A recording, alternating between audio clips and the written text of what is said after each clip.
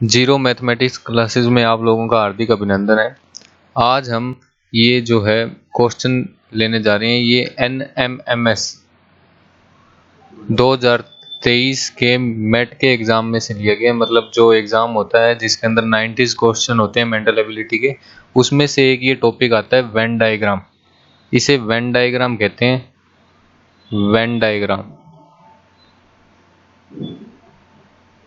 Venn diagram topic है, उसके अंदर से ये क्वेश्चन जो है मेंटल एबिलिटी में जो पूछा गया है। तो इस क्वेश्चन को अपने पढ़ते हैं। देखिए क्या लिखा गया है कि यदि त्रिभुज क्रिकेट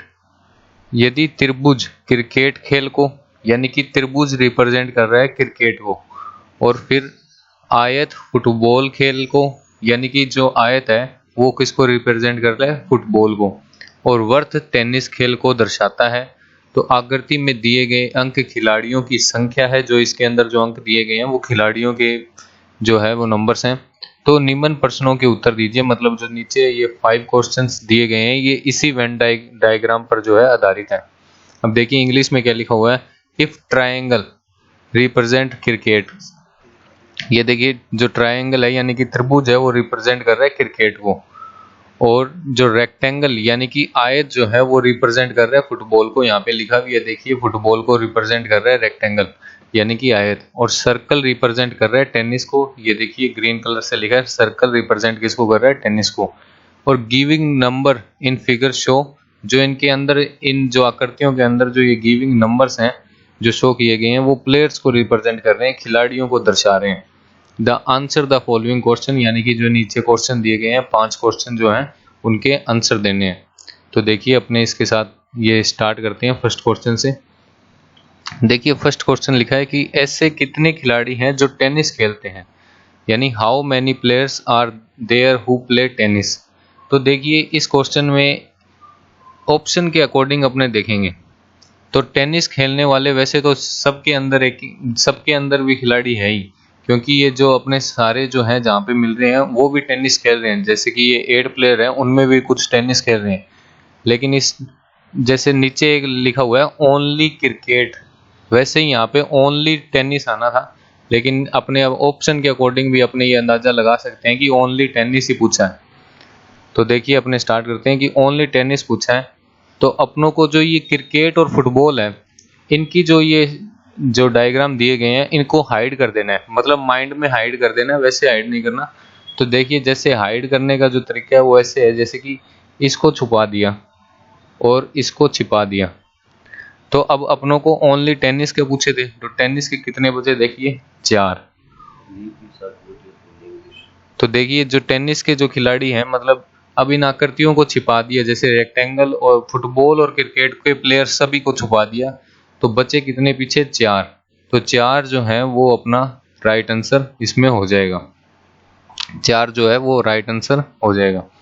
अब इसी टाइप से देखिए नेक्स्ट क्वेश्चन है कि ऐसे कितने खिलाड़ी है जो सभी खेल खेलते हैं, यानी कि how many players play all games, यानी जो क्रिकेट भी खेलते हैं, फुटबॉल भी खेलते हैं और टेनिस भी खेलते हैं। मतलब अपनों को इन तीनों जो आकृतियां हैं, जो शेप्स दी गई है, इनका अपनों को एक कॉमन पार्ट ढूंढना है, यानी कि जिसके अंदर ट्रायंगल भी आए, जिसके अंदर ये त्रिभुज भी आए, त्रिभुज भी आ रहा हो, ये देखिए,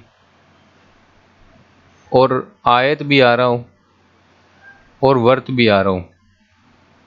तो यही इसका एक कॉमन पार्ट है जिसके अंदर ये तीनों आकृतियां आ रही है, यानी कि एक जो उभयनिष्ठ पार्ट जिसे अपने कहते हैं कॉमन, वो है।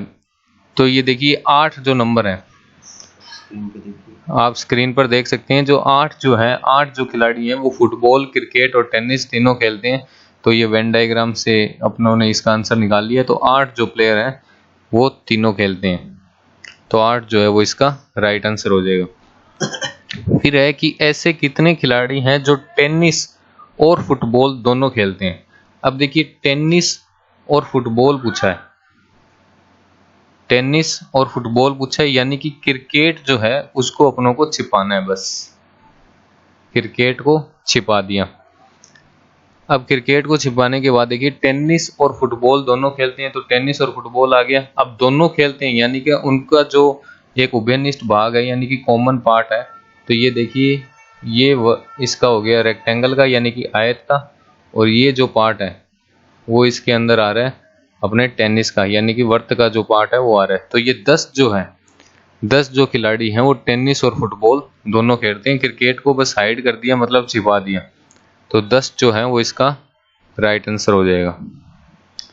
फिर देखिए फिर पूछा है, नेक्स्ट क्वेश्चन है कि ऐसे कितने खिलाड़ी हैं जो केवल क्रिकेट खेलते हैं। केवल क्रिकेट खेलते हैं यानी कि अपनों को छिपाना किस किस को है, फुटबॉल और टेनिस को छिपाना है। फुटबॉल को छिपा दिया सारे खिलाड़ियों को, और टेनिस के सारे खिलाड़ियों को छिपा दिया। अब देखिए बचे कितने, केवल क्रिकेट खेलते हैं, तो केवल क्रिकेट खेलने वाले आपके सामने एकदम आसानी से आगे कितने, 7। तो ये टेक्निक क्या है, ये दिमाग में चलती है ये कैलकुलेशन की छिपाना किसको है, बस वो अपने आप, जैसे मैं यहाँ पे छिपा के दिखा रहा हूँ, ये सब कॉन्शियस माइंड में अपने जो है अपने दिमाग में इसको छिपाना होता है। मैं यहाँ पे आपको जैसे दिखा रहा हूँ वो इमेज क्रिएट हो जाती है अपने आप। तो ये जो 7 बचे वो इसका राइट आंसर हो जाएगा। अब देखिए नेक्स्ट क्वेश्चन है, कि ऐसे कितने खिलाड़ी हैं जो क्रिकेट और फुटबॉल दोनों खेलते हैं।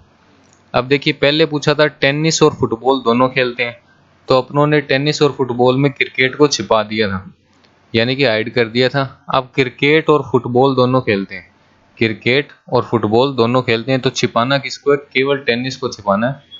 तो टेनिस को देखिए कैसे छिपाएंगे, ये माइंड में छिपाना है। देखिए टेनिस को छिपा दिया। अब देखिए ये तो अलग अलग हो गए, सेपरेट हो गए। अपनों को पूछा दोनों, ये देखिए ये केवल क्या खेल रहे हैं, क्रिकेट खेल रहे हैं, और ये केवल फुटबॉल। अपनों को पूछा दोनों कौन कौन से खेलते हैं, तो दोनों का अपनों को इसमें कोई भी हिस्सा जो है वो दिखाई नहीं दे रहा, तो दोनों का कोई हिस्सा दिखाई नहीं दे रहा, तो ऑप्शन 4 हो जाएगा, यानी 0 खिलाड़ी हैं वो दोनों खेल खेलते हैं। तो ये जो है इसका आंसर हो गया। ये जो मैंने आपको छिपा छिपा कर दिखाए हाइड करके, तो ये अपने माइंड में अपने आप ऐसी कैलकुलेशन बन जाती है जब अपने ऐसे क्वेश्चन ज़्यादा सॉल्व करते हैं। ये जो मैंने क्रिएट किया अभी, ये आपकी इमेज जो है वो आपके माइंड में अपने आप क्रिएट हो जाती है। अब नेक्स्ट क्वेश्चन की ओर चलते हैं अपने। ये जो क्वेश्चंस हैं, ये जो हैं, ये 2 जो क्वेश्चंस हैं, ये भी एक मिनट, वेन डायग्राम के क्वेश्चंस हैं। ये वेन डायग्राम लिखा है, लेकिन इसे कहते हैं लॉजिकल वेन डायग्राम, यानी कि तार्किक वेन डायग्राम के ये जो क्वेश्चन चलते हैं। और ये जो दोनों क्वेश्चन है ये STSC state talent scholarship exam 2021 के MET यानी कि मेंटल एबिलिटी के एग्जाम में से उठाए गए हैं। तो देखिए अपने इनका सॉल्यूशन देखते हैं क्या है। तो इनमें होता क्या है, अक्सर ऐसे 3-4 जो हैं सर्किल या कोई और डायग्राम दिए जाते हैं, ज़्यादातर सर्किल ही होते हैं लॉजिकल में। तो उनमें 3 या 4 ऐसे, जैसे कि इसमें टीचर, एजुकेटेड, ग्रेजुएट दिया गया, ऐसे अपनों को कोई पद या कोई और स्थान विशेष के बारे में बताया जाता है या कोई पदार्थ के बारे में, तो अपनों को उसको रिप्रेजेंट करना होता है कि वो चीज़ें उनके अंदर आएगी या उससे बाहर बिलोंग करती है, तो कैसे है। जैसे मान लीजिए मैं आपको एक एग्जाम्पल लेके बताता हूँ, एक उदाहरण लेके बताता हूँ। जैसे बोल दिया राजस्थान, एक राजस्थान ले लिया, और एक अपने राजस्थान का कोई जिला ले लेते हैं, जैसे जयपुर ले लिया, और एक साइड में ले लिया जैसे कि गुजरात। ठीक है, अब इसको वेन डायग्राम में रिप्रेजेंट कीजिए। तो देखिए राजस्थान एक स्टेट है और जयपुर उसका क्या है, एक जिला यानी कि डिस्ट्रिक्ट है। तो देखिए राजस्थान को अपनों ने रिप्रेजेंट कर दिया सर्किल से, तो ये आ गया राजस्थान। अब राजस्थान का ये एक जिला है यानी कि डिस्ट्रिक्ट है, वो है जयपुर, तो ये जयपुर इसके अंदर आ गया। अब गुजरात क्या है, गुजरात एक अलग स्टेट है, राजस्थान के अंदर नहीं है ना जयपुर के अंदर है, तो ये एक अलग स्टेट आ गया। तो ये हो गया इसका आंसर, ये वेन डायग्राम के इसका आंसर हो गया, ये गुजरात एक अलग आ गया स्टेट, यानी कि ये अलग जो है राज्य आ गया। तो इस टाइप के जो हैं इसके अंदर क्वेश्चन पूछे जाते हैं। तो ऐसा ही ये क्वेश्चन है कि टीचर, एजुकेटेड और ग्रेजुएट यानी कि शिक्षक, शिक्षित एवं स्नातक। अब देखिए इसके अंदर अपनों को पूछा है कि इसका राइट वेन डायग्राम क्या होगा। अब देखिए इस 4th क्वेश्चन को अपने लेके चलते हैं। 4th जो है इसको जो ऑप्शन दिया है उसको लेके चलते हैं। कि एक एजुकेट मान लीजिए, इसको टीचर मान लिया, इसको एजुकेटेड मान लिया और इसको ग्रेजुएटर मान लिया, ठीक है। यानी कि इसको टीचर, ये शिक्षित और ये स्नातक। अब टीचर है वो एजुकेटेड है, इसका ये आ गया, लेकिन ग्रेजुएट है तो ये दो दो अलग अलग भिन्न भिन्न पार्ट हो गए, और बीच में एजुकेटेड बंदा जो है वो एक खाली ऑप्शन जो है इसका स्टेट हो गया।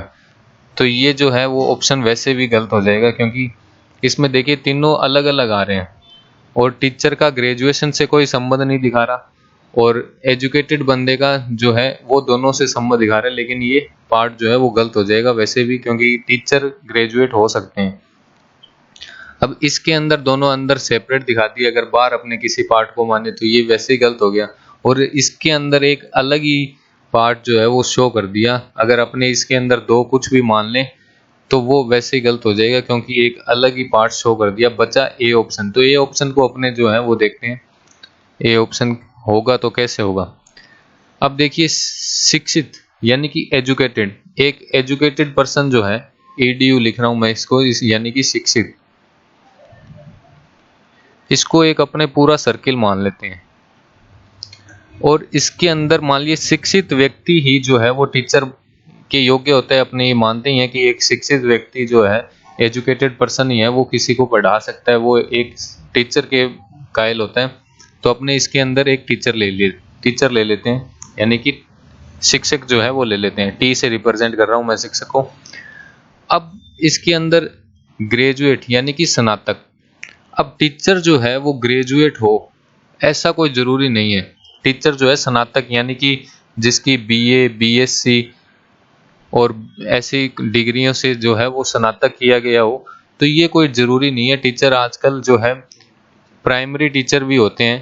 प्राइमरी टीचर स्नातक नहीं करते, ये 12th के बाद डायरेक्ट बीए, बीएसटीसी करके भी प्राइमरी टीचर बनते हैं, तो वो स्नातक नहीं होते।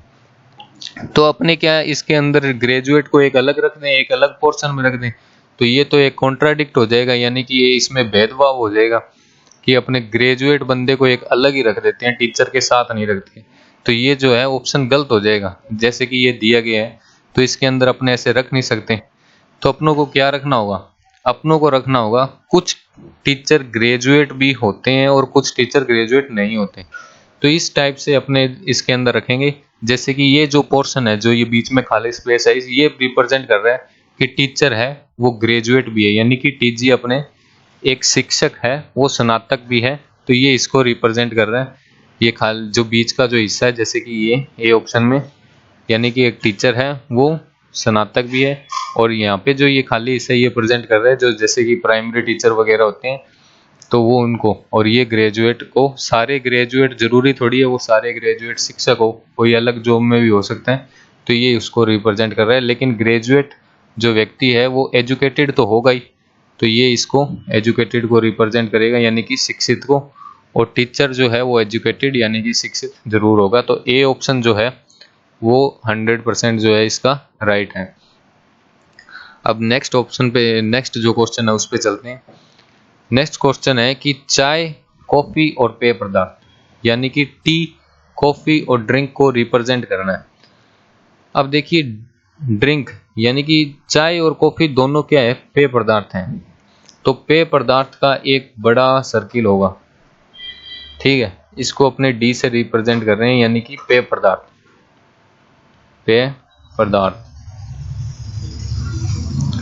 अब इसके अंदर अपने देखते हैं टी और कॉफी आएंगे या, क्योंकि अपनों को यहाँ पे दिया गया है क्वेश्चन के अंदर टी और कॉफी, तो क्या चाय और कॉफी दोनों साथ में आ सकते हैं कि चाय, थोड़ी चाय मिला दी, थोड़ी कॉफी मिला दी, तो ये तो एक ऐसे ही मिलान मिक्सिंग वाली बात हो गई।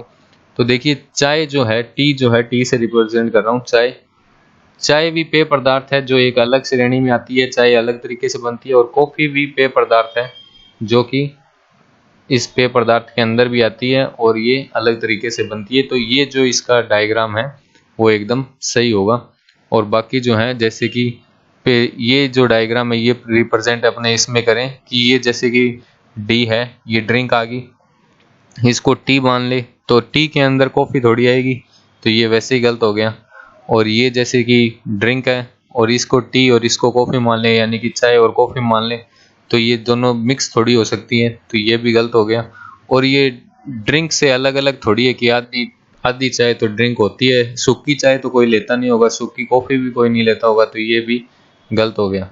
तो ए जो ऑप्शन, जो इसका फोर्थ जो ऑप्शन है वो एकदम राइट हो जाएगा। तो ऐसे जो ये लॉजिकल वेन डायग्राम के जो क्वेश्चन है वो माइंड को भी है ना वो ज़्यादा डेवलप करते हैं, क्योंकि इनसे श्रेणियों का जो ये सेपरेशन का जो है वो दिमाग में बहुत ज़्यादा असर पड़ता है। तो देखिए अपनों ने ये 7 क्वेश्चन जो हैं वो कंप्लीट कर लिए हैं। तो ये लगातार ऐसी जो क्लासें हैं वो हम जो ऐसे जो क्वेश्चंस हैं वो आपके सामने प्रस्तुत करते रहेंगे, आपका अगर रिस्पॉन्स अच्छा रहा तो। और ये जो क्वेश्चंस हैं वो काफ़ी अच्छे लॉजिकल क्वेश्चंस हैं, और ये आजकल हर कॉम्पिटिटिव एग्जाम्स जिनके अंदर रीजनिंग आती है, ये रीजनिंग के पार्ट है।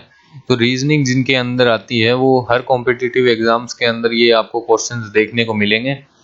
तो इन क्वेश्चन को आप ज़्यादा से ज़्यादा जो ये वीडियो है इसको शेयर कीजिएगा, जिससे कि ज़्यादा से ज़्यादा लोगों तक ये पहुँचे, और ये जो जो जिन बच्चों तक नहीं पहुँच पा रही है उन बच्चों तक भी पहुँचे। तो आपसे इसी आशा की उम्मीद के साथ में धन्यवाद।